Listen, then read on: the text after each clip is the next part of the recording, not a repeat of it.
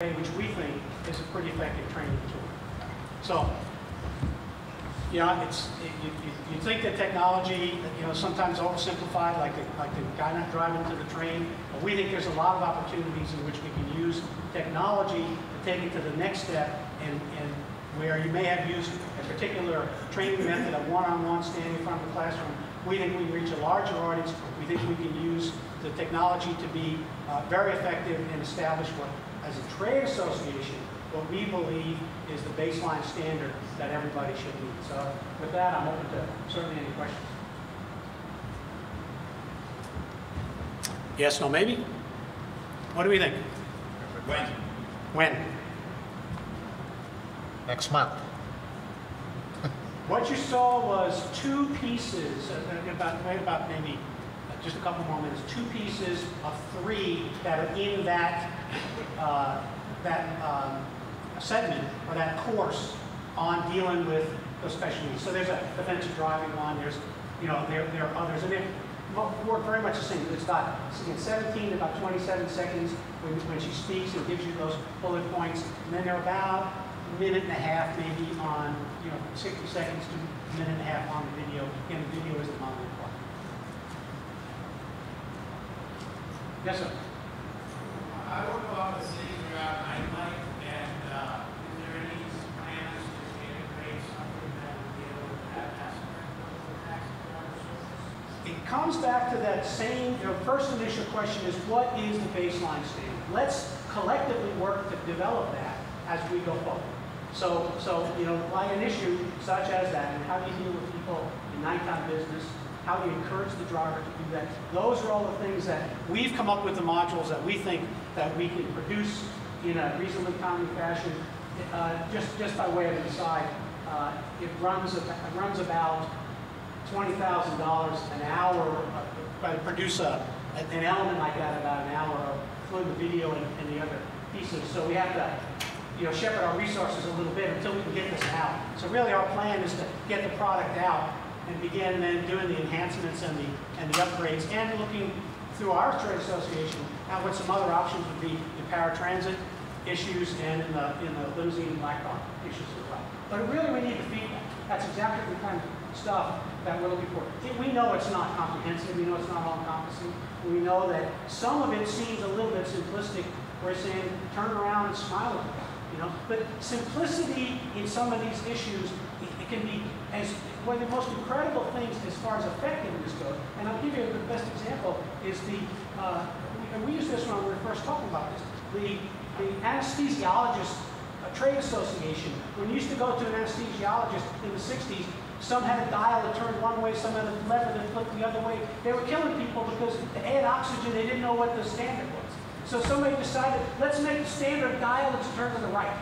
And that's the trade association getting involved, and something as simple as that ended up saving lives because it set the standard in which everybody then began to operate. We're trying to replicate the same thing. We're trying to say, what's the standard for a driver in terms of interacting with a passenger initially? You say, oh, well, everybody should know that. Not everybody does. And how do we model it for the driver, and how do we reinforce it? That you turn around, you smile, you ask for the address, you repeat the address, and then you transport the people. Simple as that, but it has to be effectively communicated. And we're saying, let us do that. That's some more. What's the cost to the agency, in this case a regulatory agency, or a smaller taxi firm? We are still establishing that with our board, but for purposes of a working number, we think it's about $50 to have somebody go through all 9 modules. That includes, remember they can do this online, and they get a certificate effectively at the end of each. You get an acknowledgement at the end of each of those modules that they've gone through. So you, as a regulator and or a taxi cab company, can say, go through those 9 modules, bring me the certificates. Okay, you're a good guy. Or you could say, go through those, but I'm going to set it up at our offices, and you can go through, and so I make sure that you're going through the program. We're not good, we don't want to be the police on this, but we want to set up an environment in which you can work with the driver and the company to make that more effective. I think down the road, what we will need to do is have a process by which somebody could go through, the ideal is a driver would go through those modules at home, right, online, then have some process to go through with you that then gives them the acknowledgement that they've learned a lesson. And I really learned this from my daughter, who is at Arizona State University, took 3 online courses this summer, 3, one of which is math. She said, I will never go take another math class where I sit in the classroom again. And I said, why is that? She said, because I had my tutor sitting with me, and when I had a problem, I talked it over with my tutor, and I went back and I did it. It was self-paced. Okay, it wasn't an issue necessarily of cheating. It's not the tutor was doing the example, but she found it to be hugely effective in that, and that's what we're trying to do. Is how do you communicate the information? Again, it's not a gotcha. It's trying to communicate the information so that it makes the driver better. Now, we can create a structure in which you can confirm that the driver has in fact gotten that information, retain that information, is going to find it useful. We'll work together to develop that. Gene, we got to.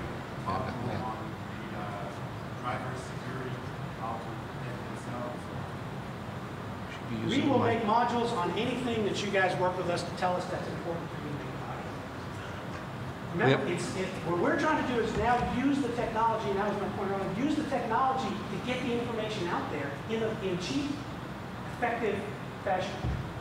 You know, there's so many industries that are so ahead of this. I was on a plane, I was reading an article about a guy that writes honeymoon books. Yes, And he said, when you get to a section, if you have a question, there's an app, a phone app, that you can download the 30-second video to show you what he's talking about in the book. I'm going to tell you, every cookbook like that is going to be right around the corner. So we're trying to figure out how do we use technology to get to those drivers, to get to them in a way that they'll understand, and get to them in a cheap fashion that again, established the rules. We have one more question here in the back. I keep going further. Excited about this or what? I have a question, in fact, 2 questions. My first one is how much part of this training component is online or is technology based? All of them. It's 100%. Okay. And my next question is, if it's 100% of the training component is technology based, then this means that aren't we losing the human touch? The issue is that we are not going to replace the human element in the training. Okay? But we are trying to figure out how to establish the baseline standard and teach to that standard so that when a driver, if in fact a driver goes through the process and then refuses a service animal, he can't say, I didn't know. Okay? Now that doesn't mean you couldn't reinforce that to say, this is the right thing to do, it's the kind thing to do, it's the necessary thing to do. Okay? But the driver can't say, I didn't know. Or if the driver can't say, well, I didn't understand that I wasn't an employee, that I'm an independent contractor and not an employee. We're trying to teach, what does that mean? What does that mean for purposes of operating your business? Okay? The driver can't say, I didn't know that I was supposed to, at certain times there's when I'm supposed to help the person in and out of the vehicle, or certain times when I'm not supposed to worry about that. We think that you can take that to the next higher level, but there's no sense spending any resources in dealing with the baseline stuff is. If it can be done efficiently, inexpensively, and conveniently for the driver, and is mutable. So we have some future iterations of this that we think will just do nothing but make it better. So anyway, thank you. I'll stay here all day and talk about this. It's a lot of fun. It's a great program. Yes, sir. They said one more question, but I'll give you the last say. Follow up with the concern. Could it be a hyper model with an instructor using this on a screen? Yes. Not exactly. Yes, and in fact, I'll use my kids as an example. I have a 14-year-old son just took a speech class online. He's saying, how's a speech class online?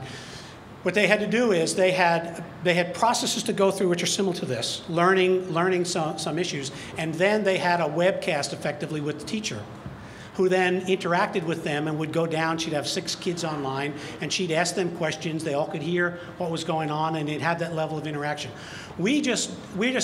What we need to do is get the baby step out. We need to get the product out, move to this, and then we think that that's exactly the kind of thing which takes it not only to the next level from an educational standpoint, but also takes it from the next level from a regulatory standpoint to say, I now have demonstrated that talking to this guy, he can speak English or he can make the change. He does understand what it means to transport a service animal. He's gotten the base information. There's no sense having the instructor spend the time teaching the base information, but then confirming it, certainly.